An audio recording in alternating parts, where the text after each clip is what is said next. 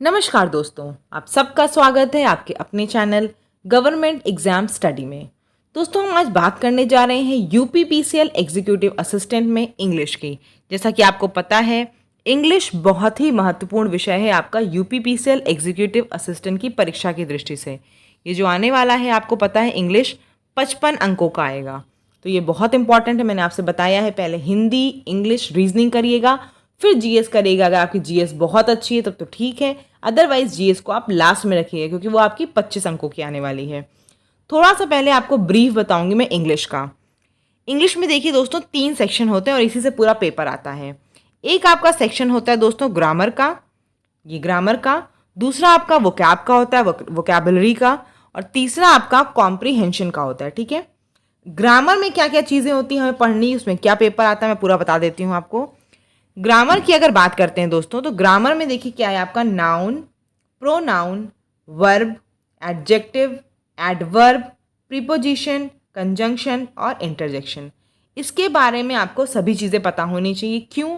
क्योंकि दोस्तों आपसे ये नहीं कोई पूछता है, मैं ये नहीं कह रही हूँ कि नाउन का डेफिनेशन आपको पता होनी चाहिए या फिर नाउन के टाइप्स पता होने चाहिए, लेकिन ये सब इसलिए पता होना चाहिए दोस्तों क्योंकि जो आपके रूल्स होते हैं ना, जो इसके रूल्स होते हैं, जिससे आपको बाद में एरर डिटेक्शन जो आप करेंगे वो आप तभी कर पाओगे जब आपको पता होगा यहाँ पे नाउन है, कहाँ प्रोनाउन है, कहाँ पे वर्ब है, कहाँ पे क्या चीज़ें हो रही हैं। इसलिए आपको इसको पढ़ना ज़रूरी है। तो मैं आपको बता दूँ यहाँ पे, अगर हम बात कर लें ग्रामर की, तो ग्रामर में से क्या आएगा दोस्तों, ग्रामर में आपका एक तो एरर आता है, दूसरा 1-2 क्वेश्चन हो सकता है डायरेक्ट इनडायरेक्ट के आ जाएँ, एक्टिव पैसिव के आ जाएँ। ठीक है, हो सकता है, कंफर्म नहीं है अभी, लेकिन हो सकता है ये दोनों टॉपिक भी थोड़ा थोड़ा आ सकता है, तो इनके भी 1-2 क्वेश्चन आपको प्रिपेयर करके चलने चाहिए। ठीक है, इधर देख लेते हैं, हम बात करते हैं अगर वोकैब में से क्या आता है। तो एक तो वोकैब में से आपको पता होगा एंटोनिम्स, सिनोनिम्स, यानी कि जो आपका विलोम और पर्यायवाची से आप हिंदी में बोलेंगे वो आता है। फिलअप आता है, ईडियम्स एंड फ्रेजेस आते हैं और फ्रेजल वर्ब्स आते हैं। ठीक है, ये सब आपका वोकैब में आता है। सबसे लास्ट आपका एक पोर्शन होता है कॉम्प्रीहेंशन का, पैसेज आएगा और पैसेज से आपसे क्वेश्चन पूछे जाएंगे। ठीक है, तो ये 3 पोर्शन है जिससे आपके मोटे तौर पर जनरली एग्जाम देने जाएंगे आप, तो चीज़ें पूछी जाएंगी। ठीक, आज हम इस वीडियो में दोस्तों ग्रामर से शुरुआत करते हैं। आपको ये वीडियो कैसी लगी आप कमेंट में ज़रूर बताइएगा, उसी के अकॉर्डिंग फिर मैं आगे और वीडियोज़ बनाऊंगी। ठीक है दोस्तों, वीडियो को अंत तक ज़रूर देखिएगा, मुझे पता है कि आपको ज़रूर कुछ ना कुछ नई चीज़ें पता चलेंगी इस वीडियो में। देखते हैं अब नाउन। अब नाउन की डेफिनेशन जैसे आप सभी को पता है कि noun is the name of a person, place और थिंग। ठीक, जो भी शब्द नाम किसी भी इंसान का, जगह का या फिर किसी वस्तु का बताते हैं उसे नाउन बोलते हैं, या फिर हिंदी में आप उसे संज्ञा बोलते हैं। ठीक है, नाउन को हम लोग संज्ञा बोलते हैं हिंदी में। संज्ञा की आपको परिभाषा पता है और नाउन की डेफिनेशन आपको पता है। अब हम देख लेते हैं काइंड्स। देखिए, आपको यहाँ इसको रटने की ज़रूरत नहीं, किसी भी डेफिनेशन को मैं बताऊंगी तो आपको उसको रटने की ज़रूरत नहीं, सिर्फ समझना है कि होता क्या है। जिससे कि आपको रूल बताऊं मैं कि ये नाउन है तो आपको पता चल जाए कि अच्छा ये वर्ड नाउन है। ठीक है, आगे देखते हैं काइंड्स ऑफ नाउन। पहला जो नाउन है दोस्तों वो है आपका कॉमन नाउन। नाम से पता चल रहा है कॉमन यानी कि क्या है, जो आपका किसी को सब कॉमन चीज़ों को डेडिकेट करे। जैसे हम आपको ज़्यादातर चीज़ें उदाहरण समझाएंगे। ठीक है, जैसे स्टूडेंट्स, स्टूडेंट्स क्या एक कॉमन नाउन है, सभी विद्यार्थी होते हैं। तो विद्यार्थी, अब आपने किसी बच्चे का नाम ले लिया, राम एक विद्यार्थी है, तो यहाँ पे क्या हो जाएगा, विद्यार्थी भी आपका क्या है, कॉमन नाउन है। ठीक है, क्योंकि स्टूडेंट बता दिया आपने। ऐसे ही common to everything person of same class, यही चीज़, सेम क्लास से जितनी चीज़ें होंगी वो सब आपकी क्या है, कॉमन नाउन। स्टूडेंट्स, लीडर्स, जो भी चीज़ सेम होगी, एक उसको कम्युनिटी को बिलोंग करेगी, वो आपकी क्या होगी, कॉमन नाउन होगी।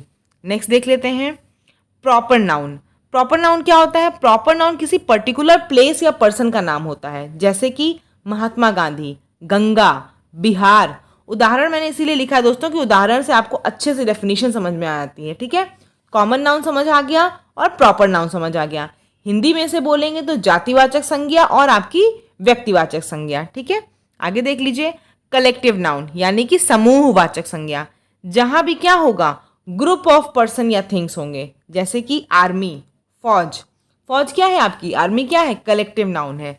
क्राउड, भीड़ आपकी। कमेटी, कोई भी समिति जो बनती हैं, ये सब क्या है, कलेक्टिव नाउन है। अब देखिए कलेक्टिव नाउन में आपको कुछ इंपॉर्टेंट चीज़ बताने जा रही हूँ, प्रॉपर नाउन में नहीं बताई। प्रॉपर नाउन में एक चीज़ हमेशा ध्यान दीजिएगा, कभी प्रॉपर नाउन स्मॉल लेटर्स में नहीं लिखा जाएगा, हमेशा प्रॉपर नाउन्स का जो पहला वर्ड होगा वो कैपिटल लेटर में लिखा जाएगा, ठीक है। चाहे गंगा हो, चाहे बिहार हो, चाहे गांधी हो, सब में कैपिटल लेटर यूज होगा, ठीक। हम बात करते हैं अब कलेक्टिव नाउन की। कलेक्टिव नाउन में दोस्तों क्या होता है, एक रूल होता है, वो क्या होता है कि वो जनरली सिंगुलर वर्ब यूज करता है और उसके बाद प्रोनाउन भी जो यूज होगा, देखिए लिखा है मैंने, usually takes a singular verb and followed by singular pronoun, ठीक है। क्यों सिंगुलर यूज करते हैं समझ लीजिए। जब आप किसी चीज की क्या कहते हैं वो बनाते हैं, कलेक्टिव नाउन जो होता है वो क्या होता है, एक कमिटी या कोई एक संस्था, कोई भी चीज़ है तो वो किसी काम को एक ही तरह से कर रही होगी। एक ही तरह से करने का मतलब वहाँ पे क्या यूज़ होगा, सिंगुलर। सिंगुलर और प्लूरल अगर समझ नहीं आता है तो सिंगुलर का मतलब होता है वो जहाँ पर एक ही वस्तु का प्रयोग हो रहा है, एक ही चीज़ को डिनोट करेंगे तो सिंगुलर बोलेंगे, एक से ज़्यादा चीज़ों को डिनोट करेंगे तो प्लूरल बोलेंगे, PLURAL, ठीक है। प्लूरल बोलेंगे। जैसे मैंने देखिए उदाहरण लिखा हुआ है, the jury have given there decision.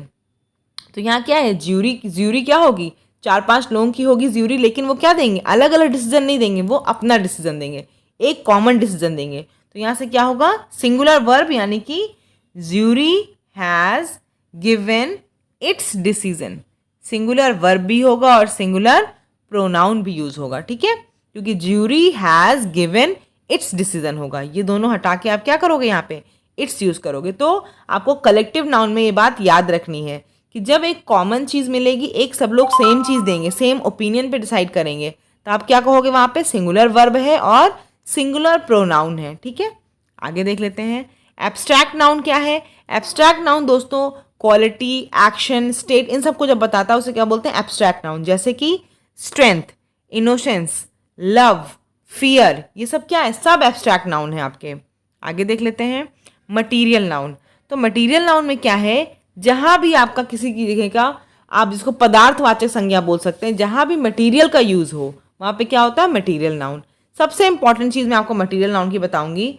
पहला उदाहरण देखिए, the cotton is a cash crop. यहाँ पे क्या एरर है, द नहीं लगता है। मटीरियल नाउन के पहले कभी भी आर्टिकल्स का यूज नहीं होता है, ठीक है। मटीरियल नाउन के पहले कभी भी आर्टिकल्स का यूज नहीं होता है। आर्टिकल का मतलब ए, एन और द, इनका यूज मटीरियल नाउन के पहले कभी नहीं होगा। इसीलिए मैंने कहा the cotton is a cash crop. Cotton क्या है आपका, कॉटन मटीरियल है आपका, मटीरियल नाउन, तो उसके पहले द नहीं यूज होगा। नेक्स्ट उदाहरण देख लीजिए, the chair is made of a would.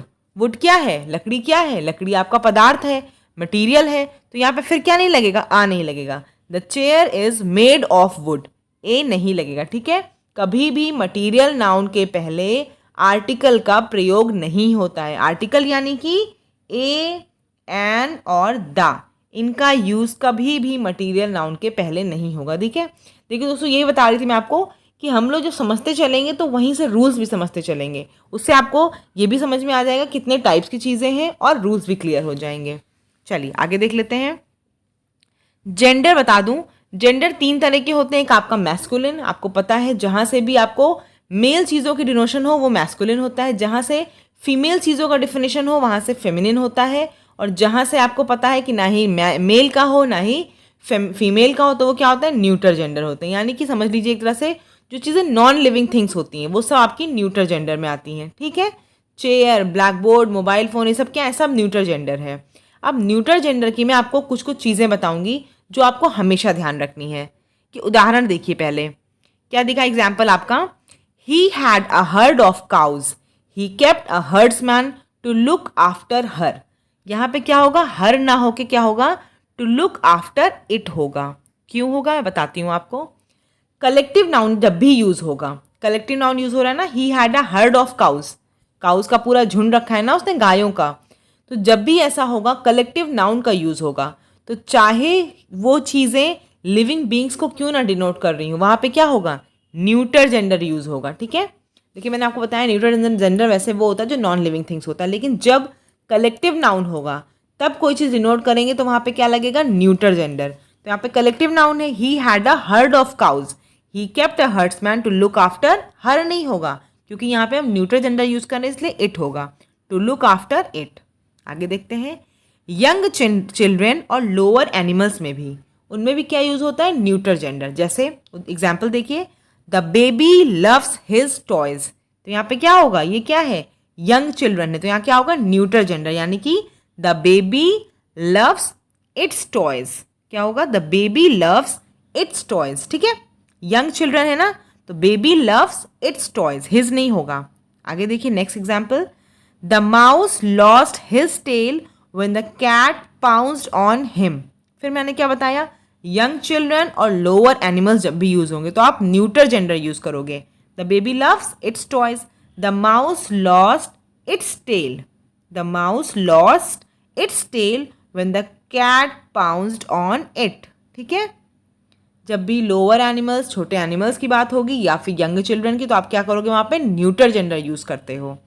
ऐसे देखिए मैंने लिखा है physics are a branch of science, तो कुछ ऐसे आपके यूज होते हैं, सब वर्ड यूज होते हैं जो होते तो प्लूरल है लेकिन हमेशा उनके साथ यूज क्या होता है, सिंगुलर यूज होता है। Physics are a branch of science नहीं होगा, फिजिक्स देख के आपको ये नहीं सोचना है कि एस लगा है इसलिए आर होगा ना, physics is a branch of science. ठीक है, physics is a branch of science. Next देख लेते हैं, हाँ ये भी देखिए एग्जाम्पल समझते हैं, पेयर, डजन, स्कोर, 100, 1000, जब ये सब कभी भी नंबर के बाद यूज होंगे तो हमेशा क्या होगा, इनका सिंगुलर फॉर्म यूज होता है। फिर से देख लीजिए, पेयर, डजन, स्कोर, 100, 1000, ये जब भी आपके नंबर के बाद यूज होंगे हमेशा सिंगुलर फॉर्म यूज करेंगे। जैसे एग्जाम्पल में दिया हुआ है, my friend bought 2 dozens egg, तो क्या है, मैंने क्या बताया, नंबर के बाद यूज हो रहा है, 2 आपका नंबर है, 2 के बाद डजन्स यूज होगा तो ये रॉन्ग होगा, 2 डजन होगा।